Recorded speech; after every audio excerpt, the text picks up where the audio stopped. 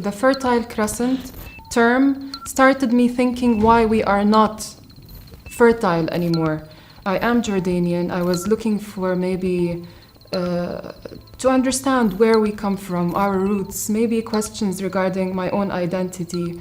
How can we look at Jordan by itself? We cannot. We have to look at the whole region to understand what's going on within us.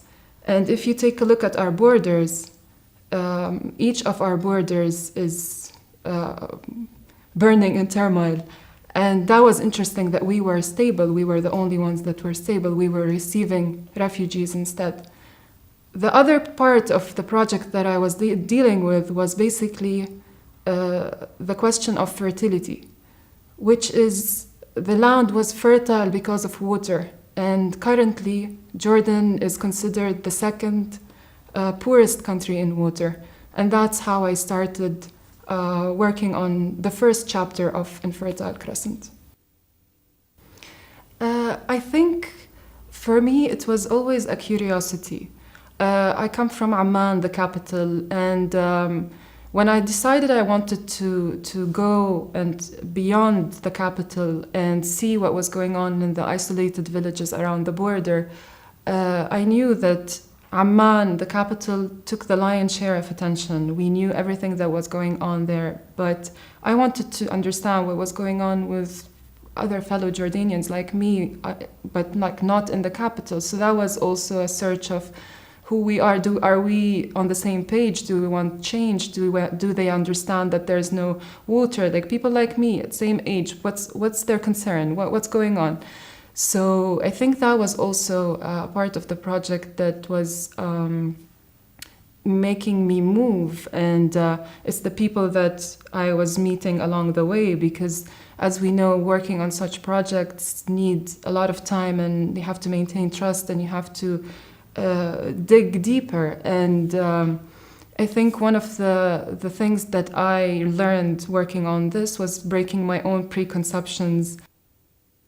One of the images that I really like from this project was when there was this old lady. She was sitting in a hot spring. It was like a small dam, closed off. People are not allowed to go there. Suddenly I see that there's a couple of women there, and I was invited suddenly to go in, and there was this old lady with her, I think, daughter or someone that was combing her hair and like doing a braid. So she had this really, really strong face. She suddenly looked at me, and I shot that image, and like I felt that was Mother Nature trying to tell us, like, what did you do to this earth? I think it's a combination of things, that a moment that I will remember for a long time. Yeah. I want things to change. I don't want them to stay as they are. So I think that's what's driving me to keep going. And it might be cliche, or it might be something that a lot of people say, but really in a small level, or in small steps, I feel if I can do something, maybe just a little bit, I will be very happy to be part of something that is changing. And if water awareness will be one of them, or bringing awareness for us all to be together rather than be isolated, I think that will be a very successful end result of the project.